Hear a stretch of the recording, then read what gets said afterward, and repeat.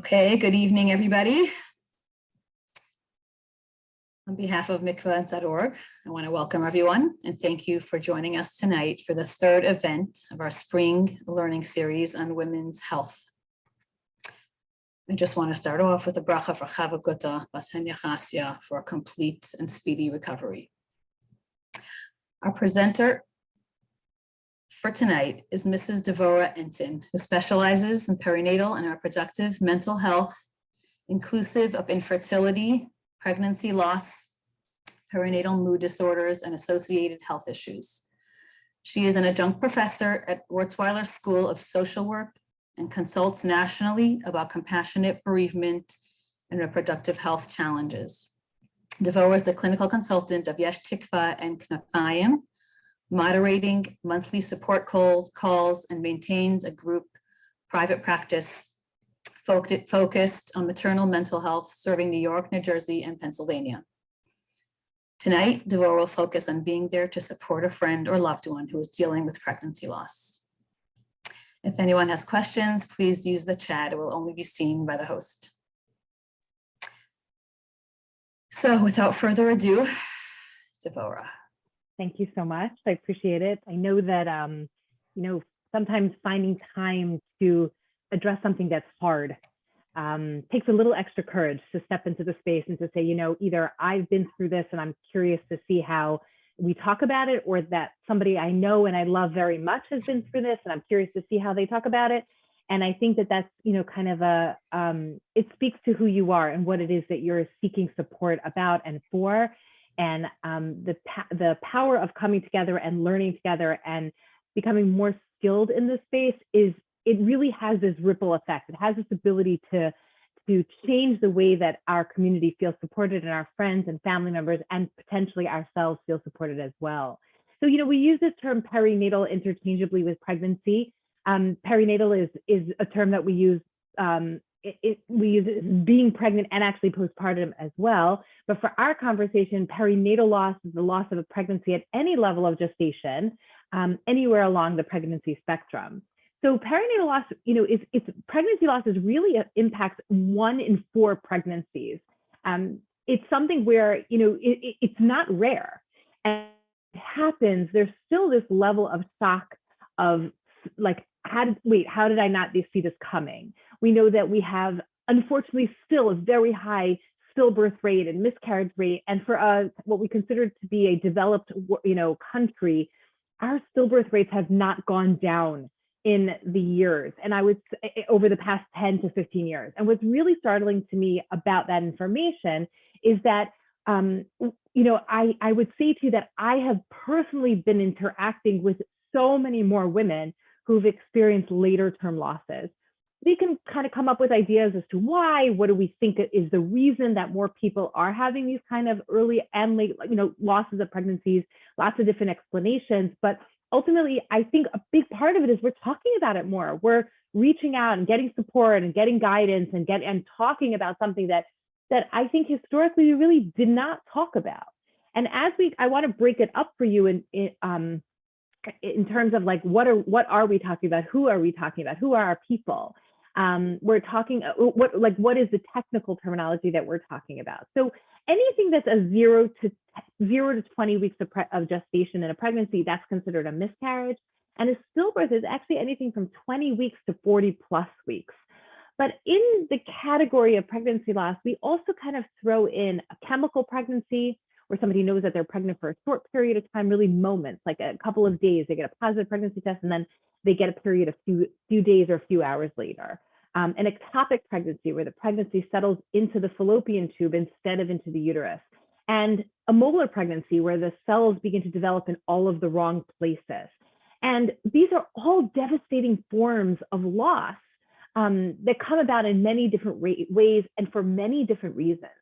And I'm going to add 2 other categories that I think are also important to include in terms of how we within the concept of pregnancy loss. So number 1 is what we call an incompatible with life diagnosis, when a pregnancy is where the baby is identified as having some kind of a genetic abnormality or a fetal anomaly that says this baby will not be able to survive outside of the mother. Sometimes, and actually pretty often, these babies die during pregnancy, so they don't actually come to term. And sometimes usually parents know about this pregnancy, that it is almost an impending loss. Like they know it's coming. They know the baby will likely die. They know the baby will die immediately after the birth or during the birth. And they hold this information for the entire pregnancy. Typically, this information is learned somewhere between 11 and 20 weeks. And so this is something where people are carrying this knowledge in a very private way, because you wouldn't know that somebody was carrying a baby that has a diagnosis of incompatible with life. That's another form of a pregnancy loss. The other thing that I think is important to include is the termination of pregnancy, or the ending of a pregnancy. And again, this also is unfortunately more common than we realize, where when there is an incompatible with life diagnosis, that the pregnancy is terminated, and the mother still has to, depending on how far along she is, it's a surgical procedure or it's a birth. And I have to include that here, because as kind of jarring as that conversation might be, this is very strongly occurring in our community and in our religious world. And I guess you could say, even in light of the conversation, in the secular world in terms of legal issues and the law, right now, this is definitely impacting a lot of the people who have been through it. So some people will take that pregnancy to term. Some people will terminate the pregnancy. Again, these are all very, very complex halachic issues that are decided, in collaboration between a Rav and a couple. So all of those things, every one of the things listed here, each and every one of them have its own level and its own kind of components of distress, its own level of decision-making that might come along with it, its own impact on a social level, on a family level. There's so many facets to pregnancy loss that even though we call it, a category of pregnancy or perinatal death, we are not, if we just lump it all together, we're missing some of the very unique components of the grief experience and of the process that people have to go through when experiencing these kinds of losses. Let's see if I can, there we go. Okay. So what else is lost beyond just the pregnancy or the baby? Okay. What else is lost? We really see that this identity of parenthood, of being a parent. Am I a mother? Am I a parent? Is this like, how do I identify myself having just been through this kind of a loss? I also had all these dreams about what this baby would be like, right? I imagined this would be my first, my third, my fifth. I was excited. I was nervous. I was overwhelmed. So many different components of this pregnancy that I have to admit is lost when the pregnancy ends. Things like how am I going to manage? My car only seats 3 in the back seat, and this would have been my 4th. And then I had friends or people I knew and clients that upgraded to a van, and then the baby died. And how do we I now have a van and I only have 3 seats. And just, kind of the nuances of how does this impact the family? But really, I think coming back to this, the dreams of this baby, I imagine who I would have named the baby for, or which double stroller I was going to buy, or which single stroller I was going to buy. Or am I going to be the person who brings home the first grandchild to the family? All of that is lost when a pregnancy ends. I might dream about the schools I'm going to send my children to. In some communities, you got to register before the baby's even born, right? What are we imagining about how am I going to, what we imagine about how am I going to tell my other children that I'm pregnant? Oh, I'm so excited. I can't wait to surprise them. And I'm going to figure out how I'm going to surprise them. And this is going to do something funny, right? All of that is lost. How am I going to tell my parents that they're going to become grandparents and they're going to be so excited? And all of that is lost.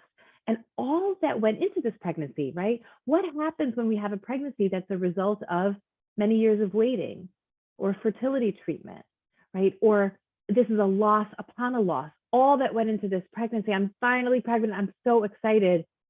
And then nothing. And that's really, that's where we really want to acknowledge the layering of these losses, and we'll talk a little bit more about that.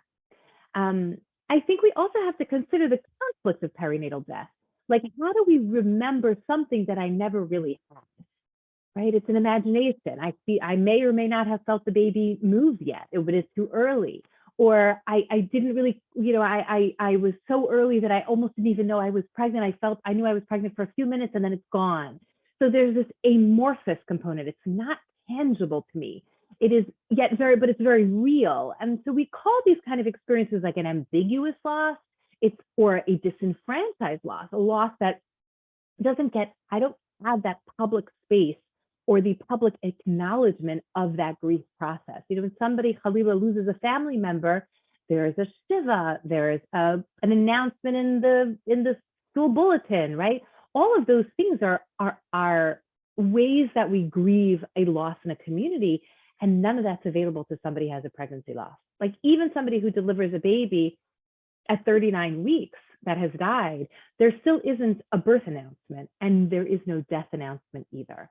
And so there's this, like, how is it that I'm grieving something that for me is incredibly real, but yet doesn't have a space in my community, and for sure not in my ritual and my community ritual, my religious ritual, to grieve these kinds of losses. And that's where we talk about the conflict.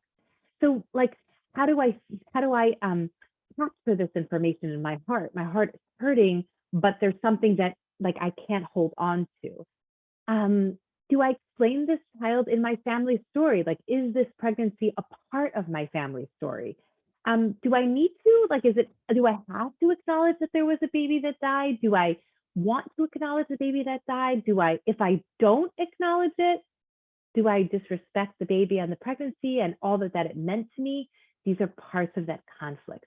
And ultimately, the sense of I have nothing to show for it. After all of these months or all of these weeks or all of this nausea, I have nothing to show for it. I had a woman who talked to me about she wanted to go on a walk. She'd had a full-term birth, and the baby died at the birth, a significant trauma. And she said, I need to start losing weight very, very fast. And I said, you just gave birth. Like, it's okay to catch your breath. She said, nope, if I'm not pushing a baby stroller, then I'm not allowed to be heavy. I'm not allowed to have this extra 20 pounds on me. And that really is a very internalized message of, if I have nothing to show for everything I've just done, created, and lost, I have nothing tangible, then I don't really know how I'm supposed to process that. How am I supposed to grieve that experience?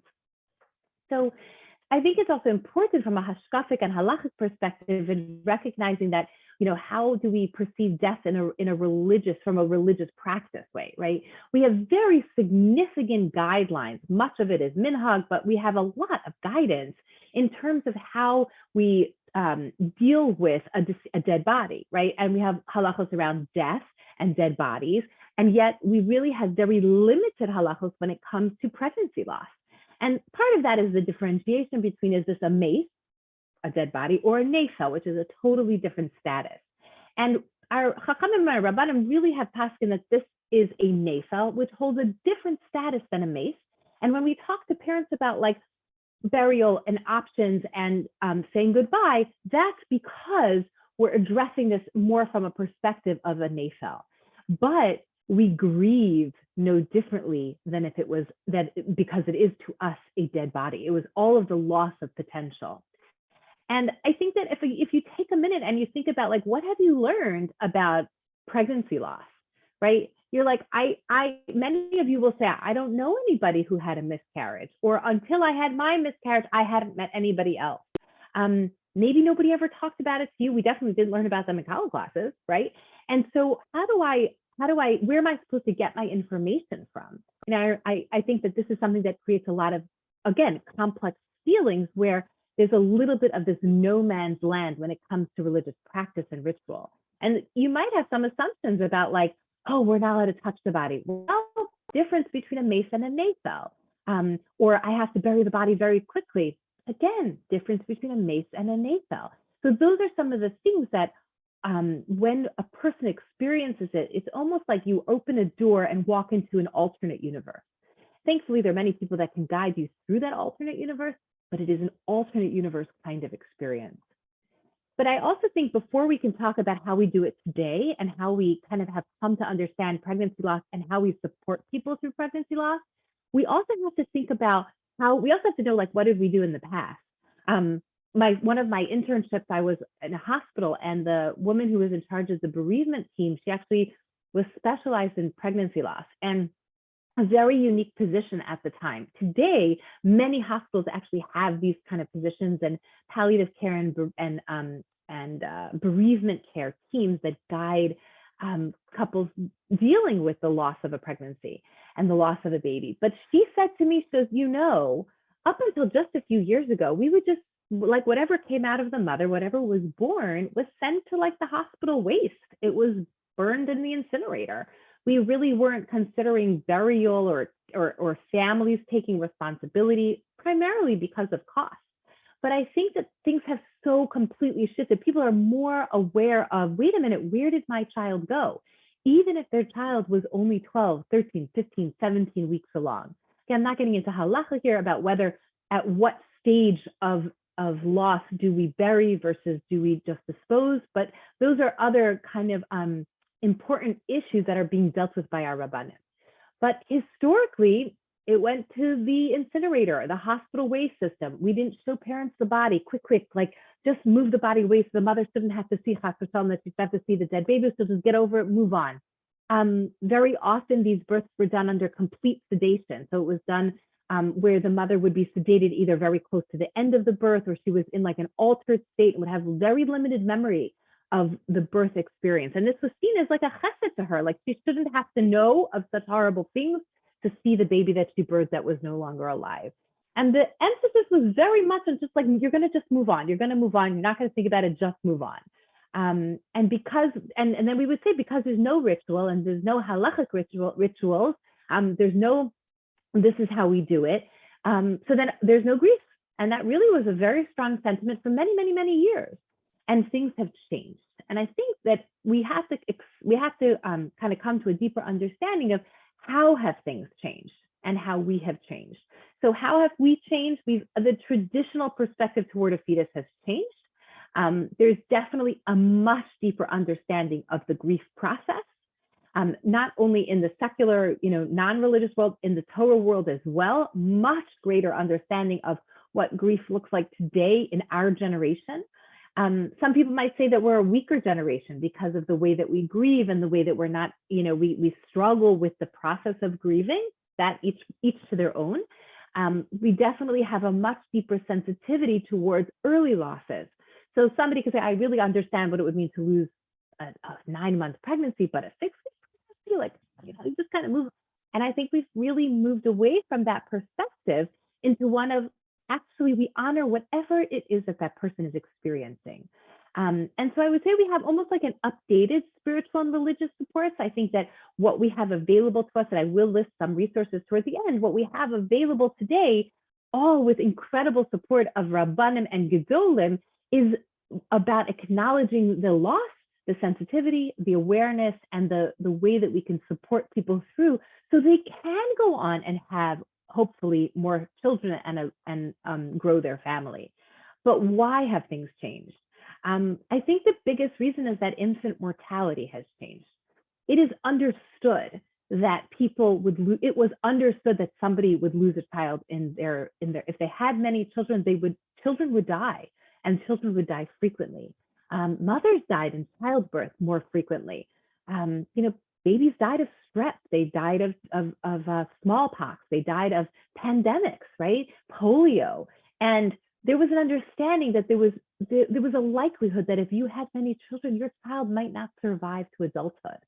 And so I think there was a deeper kind of almost expecting that there was an expectation that I may not be able to bring my children into adulthood. Do I think that they grieve differently? No, but I think that there was maybe more of a communal grieving. The mother that had lost a child would go over to the mother that just lost a child, that would go over to the mothers that had lost children over the last number of years, and they would internally, I think, support each other. But there was also it was less of a shock and more of a, this is the way of the world, our children die because of illness. So I think that infant mortality has changed the fact that babies don't die typically in childhood, and many, many pregnancies that would never historically have survived with so many interventions that so many more of these high-risk pregnancies come to term that the infant mortality rate is down. And actually it's pretty stable, but significantly down from where it was even just 100 years ago. I think mental health has changed. I think our understanding of emotional wellness in addition to physical wellness, that has changed over the years. I think that our Gedolim have become even more sensitive to what that looks like on a very practical level, and are there to expand the way that we support the women and the couples that are grieving. And I think the intervention and the knowledge has changed. Like, we just know so much more, and we know so much more, much earlier. And I think part of that is that, for example, our ability to test at 11 weeks and learn about the risks of fetal anomaly, and that's another whole conversation in terms of the value or the not value of it. If our ultrasounds are only are so much more diagnostic than they even were 20, 30, 40 years ago. So we know so much more. So the baby that would have just died later in pregnancy, we know that that baby is going to die. We know that there's a diagnosis. And so it changes the process for everybody involved. So I want to take intermittently through the presentation. I would like to share with you some questions that I have heard that we hear the most, I would say, and hopefully give you some options and answers in how we kind of support people when these questions are asked. So how should I answer the question, how many children do you have? So this is one of those questions that I wish nobody ever asked. And yet I know that it's a very normal conversation. Oh, where are you from? How many kids do you have, right? You'll never hear me ask that question. I might say, if I know that they have children, I might say, how old are your children? Or do you have any kids in high school or something like that? But I will never ask somebody how many children they have, because every woman who's experienced the loss, and I know I do focus a lot on women, more so than their husbands, but every time that question is asked, it's this knot in the throat for a person who's experienced a pregnancy loss. It's like, well, I have 3 living children, but I have 2 that I also think about, that I also carry, that I also remember, even if I never met them. Or especially for those that birthed those babies and held those babies that had died. It's very, very complex to say, well, I'm not going to mention that baby, because it feels very disloyal, like they have betrayed the child and like they've betrayed their own emotions. Like, I have the right to say this child died and I remember him or her, whether or not they have a name, that baby was relevant in their life. So that question of how do I answer the question, I actually once heard it shared at a bereavement retreat for High Lifeline. And they were talking about like the worst questions that they had been asked and how they answered those questions.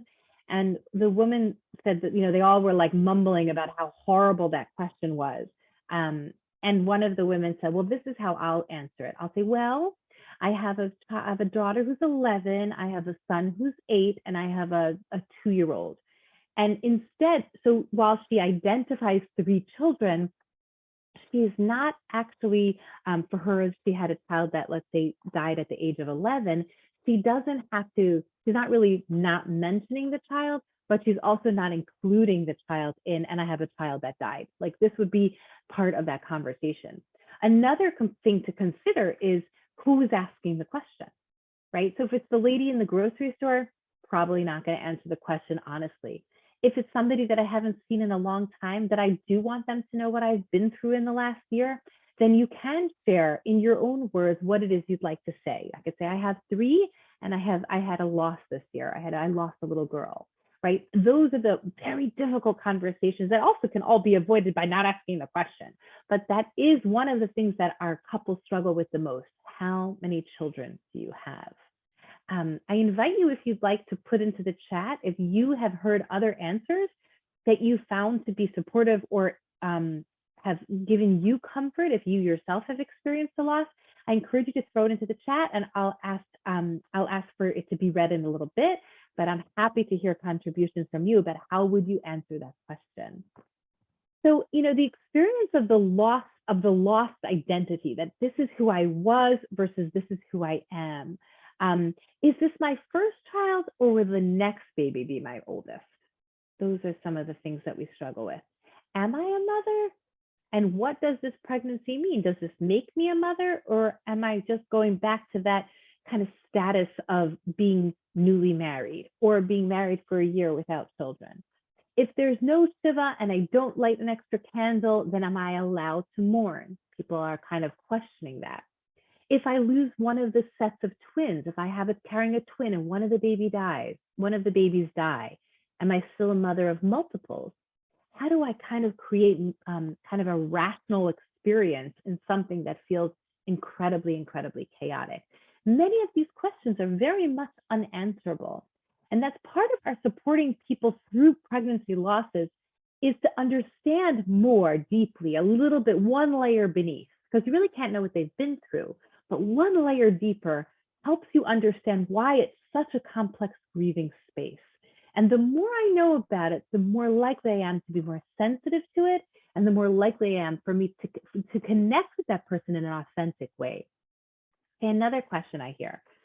These are so difficult. My sister and I were pregnant at the same time. We were so excited to have cousins that would be so close in age.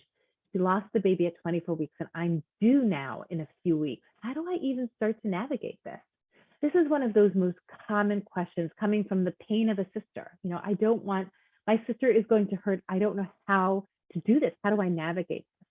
And again, this is one of these questions that doesn't have a clear, again, none of these questions have clear answers. We don't have, you know, instruction booklets on how to handle perinatal loss. But one of the things I think about is what is my relationship like with my sister? But just as important is, what does my relationship need to be like with my sister? And I think that honesty and openness is always going to be the best way to navigate an immediate family relationship. So it might be something that, like, you know, this happened at 24 weeks, you're now almost 39 weeks. You go to the sister and you say, I know that this is going to be brutal. I know, I get it. I can't imagine what you're going through. I know I can't understand. And I know that I'm going to get it wrong. There's no way for me to get it right every time. But I want you to know that you're on my mind all the time. And I will follow your lead. Whatever it is that you need, whatever it is that you want. If you need space, I give you space. If you can't come to the bris, don't come to the bris. If you don't want to come over for the first few weeks, don't come over for the first 2 weeks. Whatever you need, I love you, and I give you permission to be present with your feelings. And when you're ready, no obligation. If you want to hold the baby, you can hold the baby. You don't want to hold the baby, I'm okay. And I hope and I pray that I'm sensitive as this continues, because we will always be reminded of the fact that we were supposed to have 2 babies at the same, you know, stages of life. That every time my child takes their first anything, first bite, first step, first smile, I know that you'll be missing yours. So some of those words, because it's a lot of words, but somewhere in there is a way to connect with a sister, to say, I see you, I acknowledge. Because the thing that I hear the most from women who are in a circumstance like that is nobody is saying a word. Nobody's even acknowledging that I'm in so much pain, right? And I am hurting so badly, and I am really struggling, and nobody's saying anything. Everyone's just, oh, so excited, day now, and like, or they're not talking about it at all. But I know on the other family chat that I'm not a part of, that chat, they're talking about the impending delivery. And so those are just, I think, open honesty, and also being truthful about what you can handle for the person who lost. You know, being truthful about, like, the idea of holding her baby is too hard, and that the person who has the child should be gracious and say, whatever you need, right? I think one of the biggest mistakes people make is to go over and say, here, hold the baby for me. Do you mind? Oh, you don't mind. Could you hold the baby? For people who have had a loss or who are dealing with infertility as well, it's one of the most, like, it's not offensive, but it's invasive. And just being very conscious and mindful of, because I don't know what other people are dealing with, but especially in a circumstance like that, how can I make sure that I am very receptive to whatever it is that my sister needs? Okay. So I think what we also want to acknowledge is that after the loss experience. So to remember that We have many triggers, going to school and seeing pregnant women, going to our families for Yontif and seeing the younger sibling who is pregnant, and I was going to be having the firstborn grandchild, and now my sister will have the firstborn grandchild, right? Is it triggering? Is it jealous? Is it my trigger, or is it jealousy? And these are complex, kind of that flex, the emotionally flex between the two. There is a deep, deep longing. That term is used across the board, no matter how far along that mother was. There is a longing for this baby. They feel very much that there is a missing of something, that there's something in their life that is gone, that they're looking for almost on an emotional level, a deep, deep longing. It's also really a sadness that stays. It's the presence of an absence. There's something that is just always a part of my life experience, that absence of something that I wanted and have dreamed about and was so close to having, and that I don't have anymore.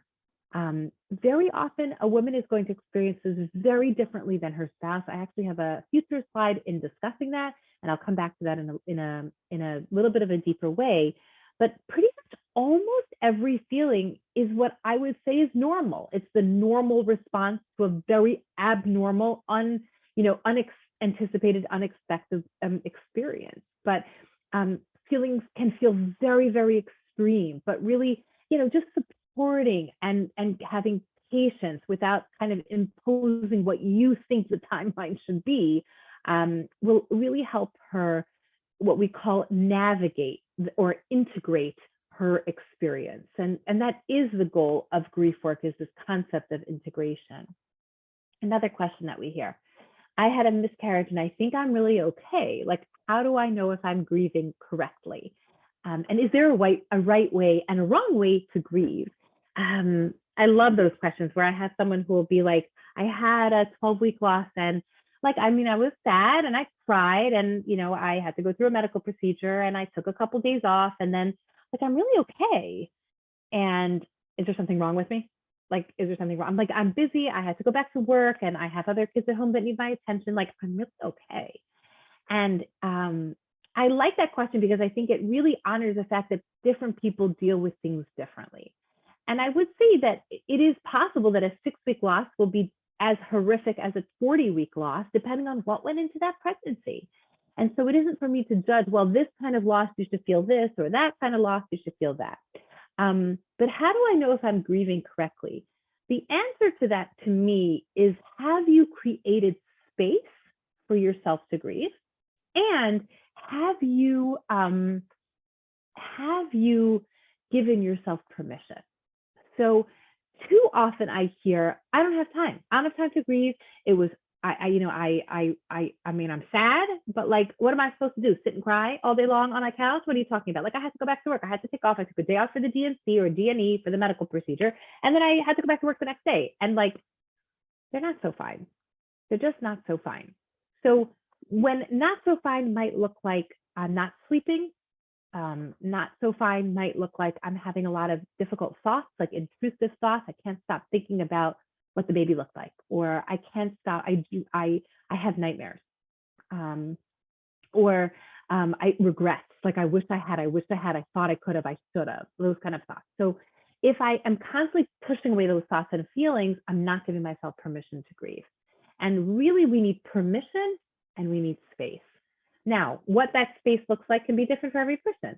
I've had so many women over the years who've said to me, no, listen, at 10 o'clock at night, after my children go to bed, I climb into my closet, I lie down and I cuddle up under, I fold up under my clothing, and I cry.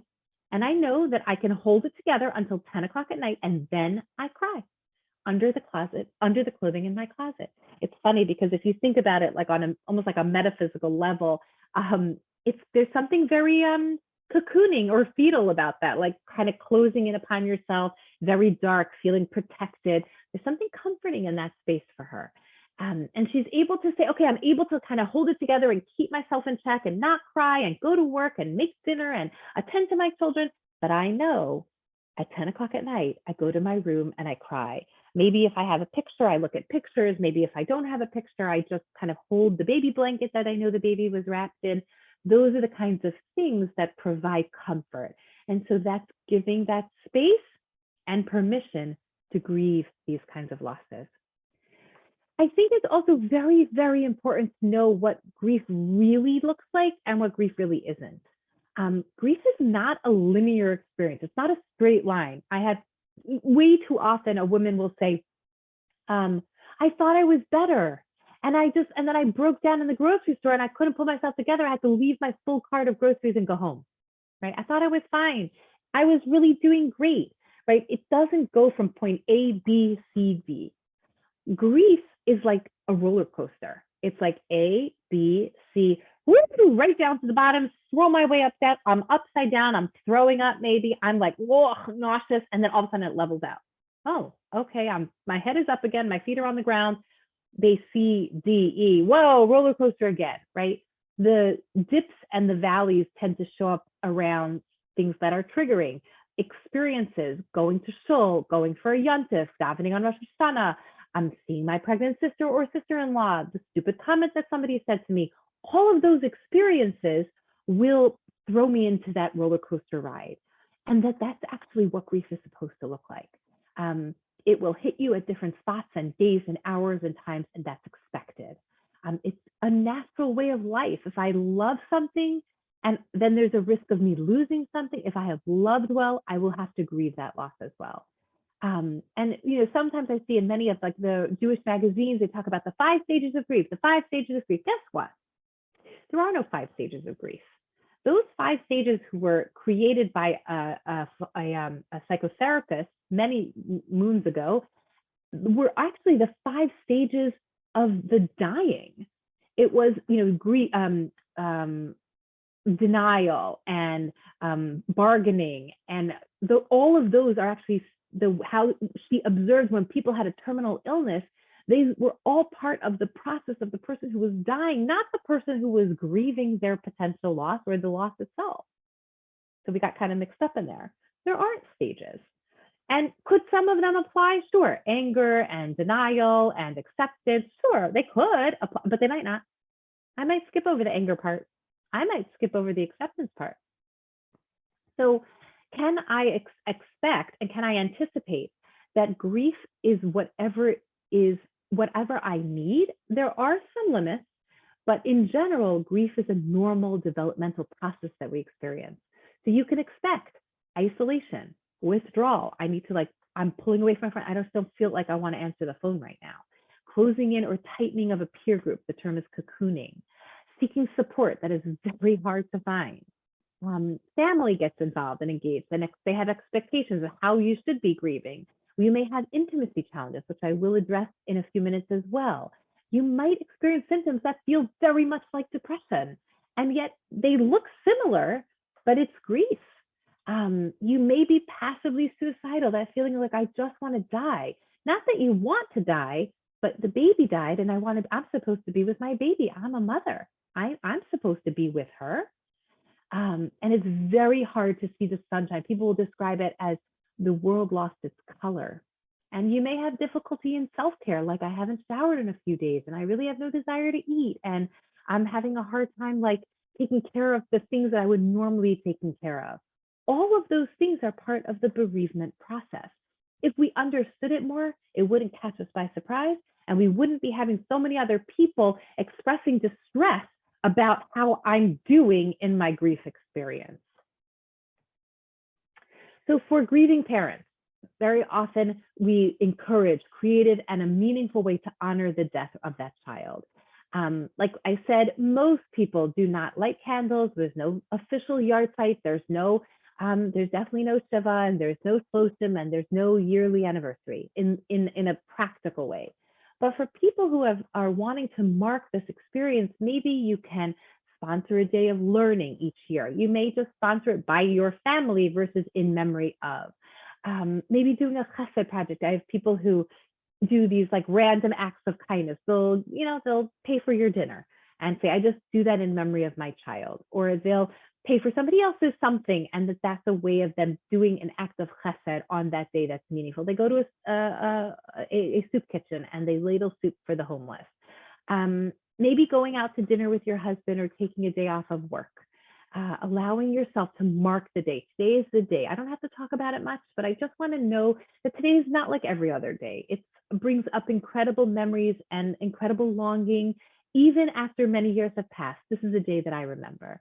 Maybe you have a small box in your closet that holds some memory items. Like, you don't have to throw it away. It could be the positive pregnancy test. It could be the card that you get from the doctor that you have an appointment next week. Little things, or a hat. Very often the hospitals will put the baby, they'll put the baby into clothing, and that clothing will come home with you.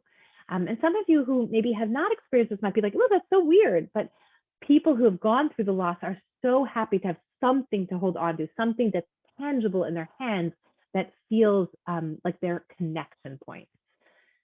Okay, other questions that we hear, and feel free, and remember, put it in the chat. I'm happy to answer questions. I've had several pregnancy losses, and Baruch Hashem, I have a beautiful family. I should know how to do this by now. Why am I so sad? And I think that's the thing that I find one of the hardest conversations is people who actually have recurrent pregnancy loss, where they haven't just had one, but they've had 2 or 3. And every one of them will say to me, I mean, like, why shouldn't I be used to it by now? Right? Like, I've had one, I should know how to do this. And I think it's an important thing to pay attention to, this idea of that when I grieve this loss, I'm also re-grieving the loss before and the loss before and the loss before that. So it's a compounded grief. And I think it's very important to acknowledge that it's not like, oh, well, I should know by now how to do this well. It doesn't get easier at all, ever. So remember, the goal for grief is integration.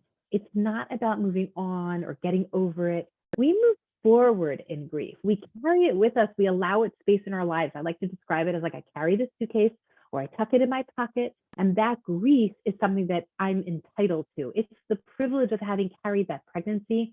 It looks different over time. For some, they'll describe it as lighter. For some, they'll describe it as smaller. But there's no timeline. It's not like, okay, by this date you should be here, and by this month you should be here. I will suggest, though, if somebody is seeking guidance, one of the things that I like to suggest is following the Chazal's guidelines for grief. At 3 days post-loss, this. By 7 days post-loss, perhaps this. By 30 days post-loss, perhaps this. And a year later, I would like to be seeing pretty much a resumption of the regular activities that you would normally do. That does not mean that I am forgetting or not sad or not remembering. So here is the foundation of what we do, and then we're going to get into some of the very practicals about supporting other people. But I think unless you know what their what the sociological, emotional, and behavioral health kind of perspective is, you can't really support them effectively. So the foundation is, number 1, pregnancy loss is worthy of grief.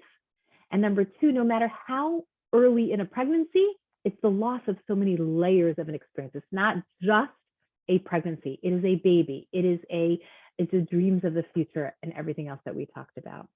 So I also think it's important, as I mentioned, different kinds of fetal death, that it's also crucial to import other kinds of losses that can come along with the pregnancy loss. So unfortunately, some women will have a birth that also results in a hysterectomy due to the trauma at delivery. So the birth goes badly, and either the baby survives or the baby doesn't survive, but the result is that she loses the uterus because of hemorrhaging.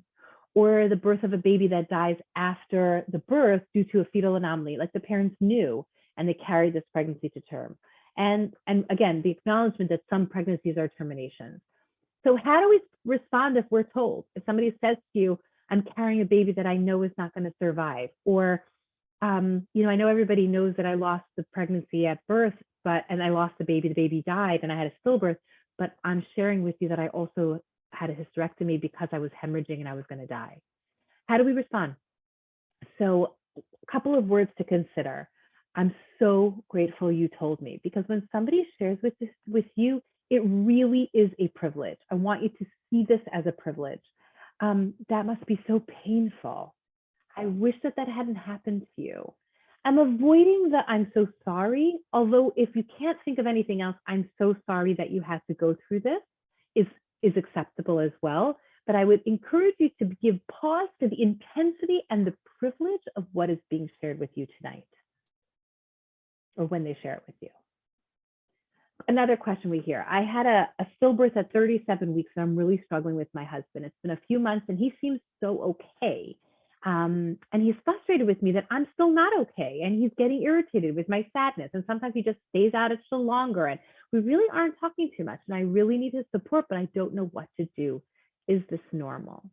So in responses, I think it's very important, and we're going to be stereotyping here because that's kind of how we do things when it comes to this, in general. But in terms of stereotypically, women really do grieve more intensely, primarily because it was their body. I don't know how many men feel very, very deeply connected to a pregnancy when they're not the ones that are pregnant. So when there's a loss, they also don't feel that level of connection to the baby. It doesn't mean they're not sad. It doesn't mean they're not grieving, but the intensity of their grief, most of the data really supports us. We've done studies on this. They grieve differently. They grieve for shorter duration. So they grieve kind of similarly for the first 2 weeks, and then like it falls off. For the first 2 weeks, that can be very much aligned. And then after 2 weeks, there's a drop off in how men grieve.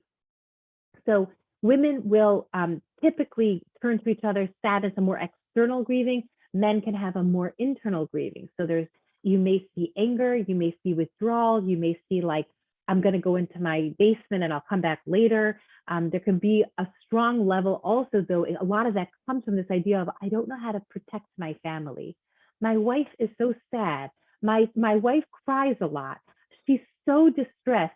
How am I, and I can't protect her from this pain. And I feel like I'm a failure as a husband because I can't make her better. And so they would pull back because they feel very incompetent in that space. Working with a therapist to guide somebody in how to kind of create more of a connection over the grief, keep on talking to each other, keep taking walks together is a big part of that. But these are very, very complex spaces. You also, so just again, acknowledging that men and women grieve very differently. And we also do need to acknowledge, I think I have a slide on that later, I'll come to it if I do, but the other thing is recognizing that we really can develop intimacy challenges as well, because resuming intimacy after a loss can be very complicated for women, it being her body, and for men as well. And so I just want to acknowledge that because it's one of those things that is also really not talked about. And so couples, there's a lot of research that it describes, like if I had only understood that this was something to anticipate, I would have worked through this with my wife. My wife would have worked through this together. We would have figured this out, but it catches people by surprise. So it is normal or anticipated that there can be some challenges with intimacy, resuming intimacy after a loss. I've had a woman who said to me, I almost didn't make it to the mikvah. I walked the streets of New York. I walked in circles. I just couldn't bring myself to get there. But she also never told her husband how she felt. And that was part of the work that we did of how to communicate to your husband what the grief feels like in your own body and emotionally, and how that creates challenges in that intimate space as well. So I wanted to share this with you because a number of months ago, a woman got this from a family member. She had just had a full-term loss, and a family member sent this to her. And it is so startling to me that somebody would think this was a good idea. And it highlights for you the insensitivity, unfortunately. I'm sure she meant well, right? Like no matter what life throws you, but it isn't hitting right in any way, shape, or form. And be careful what we say and what we should not say. So what not to say? Don't worry, you'll have another baby. Oh, Baruch Hashem, you got pregnant. There may have been something wrong with the baby and it's better this way. Well, at least it wasn't a live baby. It would have been worse if it had happened later, like the baby was born and then died. You're young. You're going to have more. Hashem only gives you what you can handle. Baruch Hashem, you have other children. I know exactly what you're going through. Not one of those statements is acceptable under any circumstances. And some of you might be like, why? It's like encouraging. It's hopeful. It's thinking about the future. In our spaces, when working with people who are grieving, what do you say? It's none of those statements. I know this is so painful. I wish I could make this easier for you. Nothing you could have done to prevent this. These things happen and there's nothing you could have done because so many women struggle with grief, with some guilt. I will support you in whatever way that I can. I'll be here for you. I'm going to be in touch with you over the next few days as well, and make sure you are via text, via call, via dropping things off at the front door. Be kind to yourself and each other. Be gentle with each other. I know that you're hurting so badly. Again, these are the kinds of things that I can say as a friend. What can I do as a friend? This was posted on Instagram a number of months ago. It went viral because it was so well done. And this was a copying of text messages that went between friends. And one friend wrote, checking in on you, please choose from the following. Number 1, I pick up your kids up anytime after 3:30 today and show them a good time through dinner, which would be, you know, basically like fast food. And obviously, and I would include takeout to bring back for you. Number 2, I send DoorDash dinner of your choice this to you. This offer is valid any day of this week and also next week. Number 3, I have to go to Target today. I can pick up anything you need and drop it on your doorstep and not talk to you at all. Number 4, I can send prayers and good vibes and you can politely decline any tangible services at this time. And this is the response with the text message with the picture. Would you believe me if I told you this is all of the toilet paper in my entire house right now? Would gladly take you up on the Target offer. We need toilet paper. You'd be saving me a trip. She responds, we'll be at your doorstep before 3 p.m. What else do you need at Target? Frozen waffles, paper plates, mac and cheese, a box of Cheez-Its. It's the only thing I'm eating and it would be heavenly. And she responds, regular or white cheddar, which is objectively superior, but I won't judge you if you like to keep it classic. She writes, regular, can we still be friends? Barely, but yes. Toilet paper and Cheez-Its. A few hours later, toilet paper and Cheez-Its are on your porch. And there was a photo attached to this image. This was brilliant. You can have A, B, C, D, E, choose one. And what I liked about that is it's completely not, if there's anything I can do, let me know. You know, if you need anything, just be in touch. It has nothing to do with that. It's very concrete. I'm going here. I'm going here. This is how I can help you. And then without expectation of response, I leave it at the front door. Nobody has to tell me what a wonderful friend I am and how sad I am and how sad she is. I just leave it there and I show up for her in a way that is non-pressuring. Please remember, don't ask me how many children I have. Don't comment on the space between my children. Pause before asking me, hey, didn't you just have a baby? Do you need to complain about your pregnancy? Do you know the stories of the women that are in your circles? Just think about what are my words and how are they landing on other people? So I want us to remember, keep on showing up, not only with the toilet paper, but a few weeks later, hey, I'm checking in on you. I know that you've been through a really rough time, just letting you know you're on my mind. You want to meet up? You want to take a walk? Keep on remembering the loss over time. Okay, especially if you can, if this is somebody that's close to you, put it in your cell phone as a yearly reminder. Mine are full of them. And it says, you know, anniversary of the death of this, anniversary of the birth of this. And I put it in as a yearly reminder. And then a few days before, I'll call or text this person, a client or a friend, and I'll say, I know that this week holds a lot of memory for you. And I just want you to know that I remember too. Or I'm remembering the birth of your baby and I'm so sorry she's not here. So develop your own language of support. Some of you are going to be like, oh, that's so therapist-y, right? So develop your own language of support. What are the words that you can use that work for you? Like what kind of communication is helpful? And ultimately, in general, it's questions versus statements, because you cannot know what another person's experience is. Really, every person has their own story, and everything that has gone into the story is also incredibly, incredibly relevant. So what we need to know that when we talk about hard things, people feel seen and supported. And when we normalize grief, people understand what's needed to support grieving people. And when grieving is more deeply understood, we can potentially allow others to accompany, to support, and to share space without shame. So the Zohar discusses this idea that when a person dies and they ascend to Shemayim, the neshamas that they carried that did not result in living children will come running to greet them. Mommy, Tati, I've been waiting for you. These neshamos belong to the parents at all times. This is a list of some community resources that are available for guidance, support, information. Some are Jewish, some are not. You can always reach out to me if you need additional kind of direction. This is my contact information. I would like at this point to answer some questions and ask Nechama if you want to join me. Let's look at the chat and see if there's anything here that I would like to, that we should respond to. Okay. Yeah.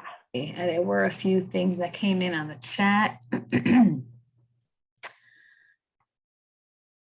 Okay, my doctor, after my first loss, he was like, I'll see you in a few months. Yeah. I want to shake the doctor. Okay. It's I want to painful. shake every doctor who says something like that. Please don't say that. I had a doctor who said to me, okay, but like at least you got pregnant, right? And I was like, that did nothing. Like it just did nothing for the moment. I needed somebody to say, I'm so sorry that this is what you've been through. So I think that just acknowledging that comment is not acceptable. Was there another component to the question? No. Okay, so there was another one here that says, I've had 2 early losses, one being my first pregnancy. And Baruch Hashem had a few children in between, but then came a 3rd loss at 17 weeks when I thought I was out of the danger zone. It was a miscarriage, which I didn't know was possible. Apparently my baby had died a few weeks before, and I felt so stupid since I was so happy telling my close friends and family and I was pregnant when I had a dead baby inside. How could my body not know? How could I not sense that something was terribly wrong inside of me? It's been a few years and more children, Baruch Hashem, but I still struggle with trusting my body. And I also get scared when I'm happy that something might suddenly be devastating the next minute. Ooh, how can I trust my body again when it failed me so badly? I'm so sorry for what you've been through and for how you have, and how we so personalize the responsibility of loss. And I think that these are things that we continue to challenge our heart with and our body with. Sometimes we work with an expert on these areas to kind of challenge that feeling of ownership and responsibility. I think if there's one thing we know, pregnancy by definition is not within our hands, right? Kadosh Baruch Hu says this is the one key. Fertility and conception is in the same category of rain. I have not given over that key to Klal Yisrael. It still belongs in the Kadosh Baruch Hu's hands. And I think that sometimes there's room to kind of lean into that a little bit more, that you were supposed to carry this pregnancy for as long as you did. Our bodies are not meant to know when the heart stops beating. And eventually, the body begins to acknowledge that the baby is no longer living inside of you. But I don't think there's a strong answer to this question. I think it's a very complex and very layered question. As much as I'd love to be able to answer it al regal achas, I think it's more important to acknowledge the intensity of how so many years later those feelings stay. And yes, when the worst has happened, very often we sit in that space of like, is the other thing still around the corner? Is that next thing going to hit me that I didn't see coming? And that definitely is one of the greatest challenges with illness, is I didn't see this coming. Okay. Okay, there's another question here. How would you approach and offer support to someone that you know had a loss, but they haven't told you about it? Also, someone, I don't know if this is a separate thing, someone told me after my 20-week stillbirth, after secondary infertility, well, at least you know you can get pregnant. How can you answer someone and tell them not to say these things? So I think you can answer them one way now, and you could also come back to them in the future if you choose to. So I might educate them a little bit later and to say, I know that you meant very well by that comment, but that's not really a supportive comment. I might educate them later. I don't know in that moment, is it my job to educate people when they're being insensitive? You can choose that that's something that you want to, be responsible for and help people understand how that comment is off. But you can also be direct. You can say, getting pregnant doesn't make it better. It doesn't, getting pregnant again doesn't take away the fact that the baby died and that the pregnancy ended. Like one doesn't cancel out the other. It's not like a math equation, right? And I think that those are some of the things that you could bring up, but again, they're going to backpedal and get defensive and be like, no, right? But sometimes you can also text them later. You can call them later. You can express. It depends on the relationship, right? It depends on the relationship. I have another one here. Is it possible to address the fear that miscarriage may happen again, or is this the start of secondary infertility? Yeah, especially in the world that I work in, which is significantly focused on recurrent loss, right? Once it happens, it's frightening that it will happen again. I think we look at, how do I manage that anxiety? How do I keep moving forward in my life, even when I'm holding the fear of what does this mean in my reproductive story? Sometimes talking it through with someone and being supported in that fear makes it a little bit more tolerable. Sometimes expressing yourself every few weeks to someone so that you're like, I'm really frightened, like, what if I don't get pregnant again? Can be helpful. So it's like, it's not so scary in my head and I can express it to somebody. But what do we do when these things are true? Like when you get pregnant and it's where you don't get pregnant again for a long period of time. I think these are just part of the acknowledgement of pregnancy and loss and fertility and getting, are very, very complex stories and very unique for every person. And so most of us live with some level of anxiety when we've been through these kind of experiences? Yeah, we do. Is it normal? Yep. Is it uncomfortable? Yes. Should I try to manage it? Yes. And management might be doing things on a more holistic level, like I exercise, I take care of my body, I have good friends that I spend time with, I make sure I'm getting good sleep. But it also might be something that I work with a therapist because I wasn't sleeping or because I was having nightmares. I work with somebody to manage my anxiety more technically. And I think those are all options when needed. Okay. Another comment, thank you so much. Is it possible to get the slide? It's very helpful. It's something that would benefit those going through pregnancy loss, which is ongoing, if it's also shared with others who haven't gone through this. So I don't share the slides, but this is a recording, right? So if it's recorded and the slides are, I don't know if this slides will show in the recording. Unfortunately, you'll have to just listen to it again and take notes if the slides are not visible. Yeah. Okay. Another question, is there a limit to showing up? If I've been checking in with my relative every day for a few months when I previously didn't do that, is that too much? Maybe she just wants to start getting back to normal. So, I think that, again, transparency and honesty is the best way. And you could say, I've been checking in with you. Again, if she responds and she says thanks and I really appreciate it, then follow her cue. But it also is something where you can come upon, let's say, like an anniversary, or you could check in with her and you could say, I'm just wanted you to know, I know that I've been checking in and it means so much that you've been so receptive to me checking in with you every day. I also want to make sure that what I'm doing is the right thing to do. If you say to me, Devora, keep checking in with me, it means so much to me that you didn't forget, I will check in with you every day for the next 6 months. And then I'll check again with you if it's something that you want me to check in with. The other thing you could do is you could start spreading it out a little bit. And you could say, I'm going to check in with her every 2 days, 4 days, 6 days. Erev Shabbos, anniversaries, things like Erev Yontif are very difficult, right? Pesach is coming, Hanukkah is coming. Everybody's getting together at the Purim party and all the family's going to be there with all the pregnant ladies, right? That kind of thing. And so that's where you might choose to say more directly, not just like, how are you holding up? But like, I know that Yontif is coming and I know how much you're missing your baby. And I just want you to know that I'm remembering and I'm thinking of you. Dropping her off a little peckala of chocolates, a little cup of coffee, something like that. Or like, hey, you want to take a walk with me? I know that Yontif is like excruciating. Those are the types of things. There are other ways beyond texting that can be very authentic, but can also be like a little broadened in the like series of time. I think that's effective as well. Did you get any more questions? I did. I have another one.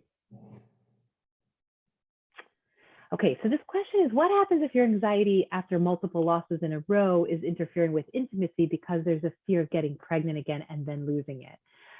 Is there anything that can be done aside from temporarily going on birth control?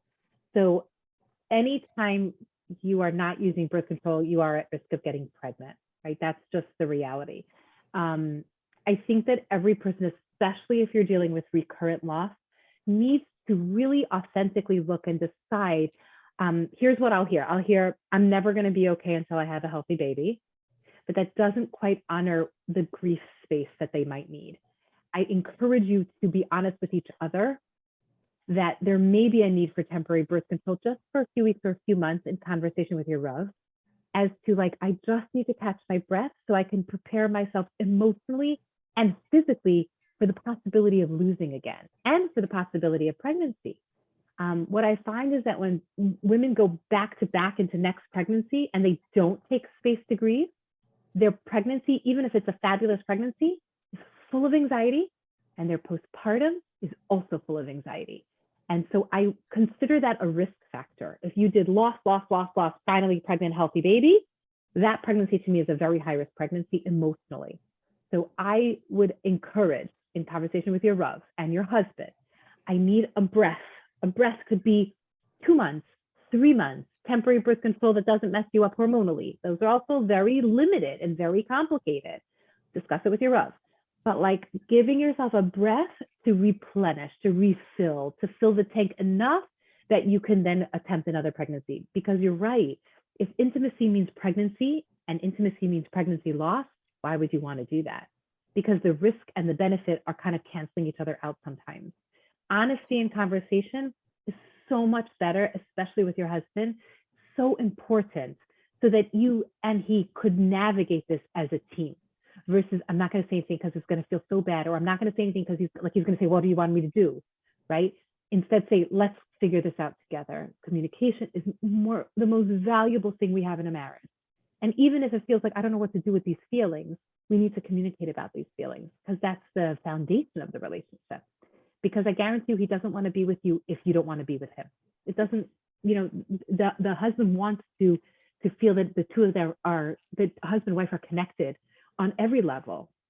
So really acknowledging how you're feeling, communicating about it, talking to Rav, creating solution, and learning how to move your way through the grief to prepare yourself for whatever comes next. Very important question. Did you get any more on your end? Yes. Okay. I've had 2 miscarriages. Is there more of a risk to have more? Is there anything to do to prevent one? No, unfortunately, the answer is no. Especially early losses, we just have no evidence as to, like, usually we have no reason to know why. Typically early losses, very often early losses, there's something genetic that's developing abnormally. If you're older, very often it's a genetic issue that the baby begins to develop abnormally and the body shuts it down. Like a chesed from Hashem, the body says, Hashem says, stop. This didn't develop properly. Splitting of the cells didn't go properly. We're going to stop, and it'll end in a loss.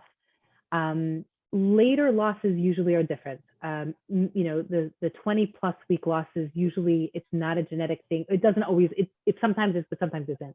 There's other reasons and factors that come into play. And usually it's something to do with placenta, something to do with sometimes hormone levels, but usually there's something else going on that's shutting down the pregnancy.